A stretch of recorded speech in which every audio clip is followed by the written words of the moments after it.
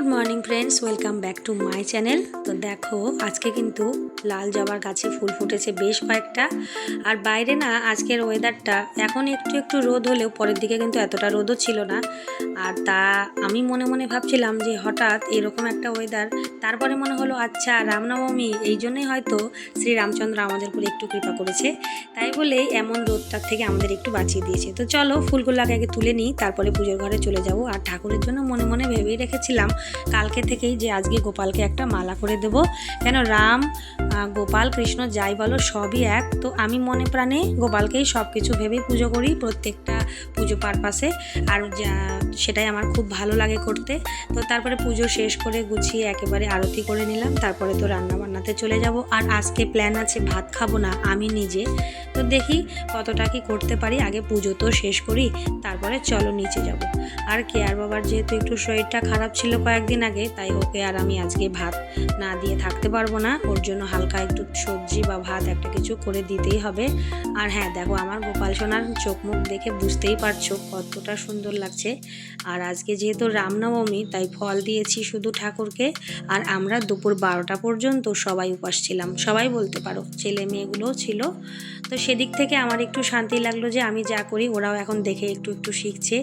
আর একটু ফুল রেখে দিলাম, ছেলে মেয়ে ওর বাবা সবাই ঠাকুরের চরণে একটু করে ফুল দেবে।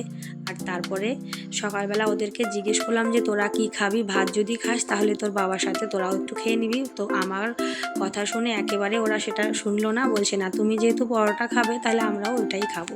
তো যাই হোক কি আর করা, আমিও পরোটা ভাজতে শুরু করে দিলাম। তো দেখো এত সুন্দর ফুলেছে পরোটাগুলো, আর খেতেও খুবই সফট হয়েছিল। পরোটার সঙ্গে সাইড ডিশে ছিল আমার পাঁচমিশালি সবজি আর এক থালা ফল কেটে রেখেছিলাম। কেন এরকম ওয়েদারে শুধু যদি রুটি তরকারি সবজি এসব খাই, পেটটা তো আর ঠান্ডা থাকবে না, সেই কথা চিন্তা করেই অনেকটা শশা আর অনেকটা ফল বানিয়ে নিয়েছি, এতে সবাইকে দেবো একেবারেই বানিয়ে নিয়েছি। তো দেখো পরোটাগুলো তো আমার ভাজা হয়েই গেছে, সবাইকে এখন খেতে দিয়ে দেবো একে একে। আর খাওয়া হয়ে গেলে আমি ভাবলাম একটু রেস্ট নেব, কিন্তু আজকে না রেস্ট একেবারেই নেওয়া হয়নি। তার কারণ আমি যখন খাওয়া দাওয়া করে ঘরে আসলাম তখনই আমাদের গেটে একজন এসে বলে গেল যে নীলপাঠ ঠাকুর যে আছে সেটা আজকে আমাদের বাড়িতে আবার আসবে। গত সপ্তাহেও এসেছিল, আবার এই সপ্তাহেও আসবে।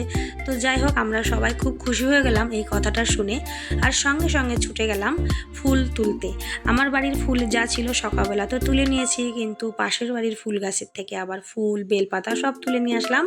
নিয়ে আমি সমস্ত পূজার জোগাড় করে রেখে বসে আছি কখন ঠাকুর আসবে আর তার পুজো হবে।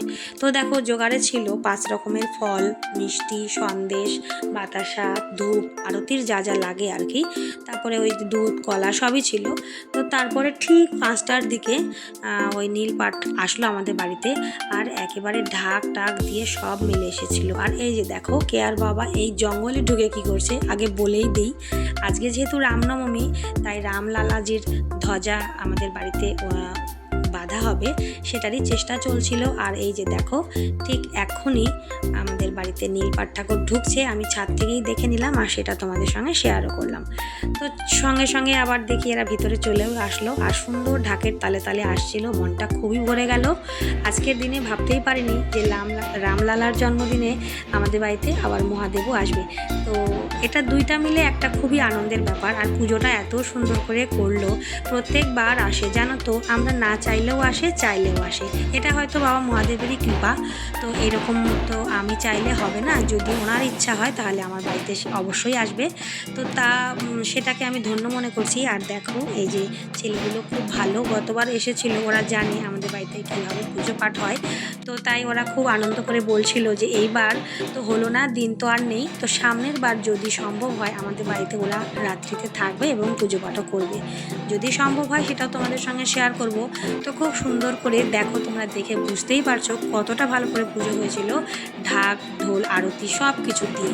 আর একেবারে সবার মনটা ভরে গেছিলো। এই যে দেখো পুজো শেষ, এখন ওরা প্রসাদ নেবে, আর ওদের জন্য ব্যবস্থা করেছিলাম জল খাবারের একটু ফলমূল আর হচ্ছে তোমার একটু মাজা, ওই সবাইকে গ্লাসে গ্লাসে দিয়ে দিলাম। আর চায়ের কথাও বলেছিলাম, কিন্তু ওরা বললো যে না দেরি হয়ে যাবে, আরও একটা বাড়িতে যাবে, তাই চা আর আজকে খাওয়া হলো না, অন্য একদিন আবার দেখা যাবে।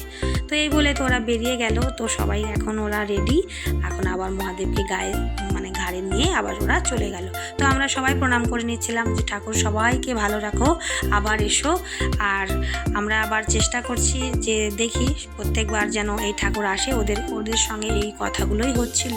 তো যাই হোক, ওরা চলে যাওয়ার পর চিন্তা করলাম রাত্রিরে কি খাওয়া যায়, তাই বেশি দেরি না করে রাত্রিরে সবার জন্য বানিয়ে নিয়েছিলাম ডালিয়া।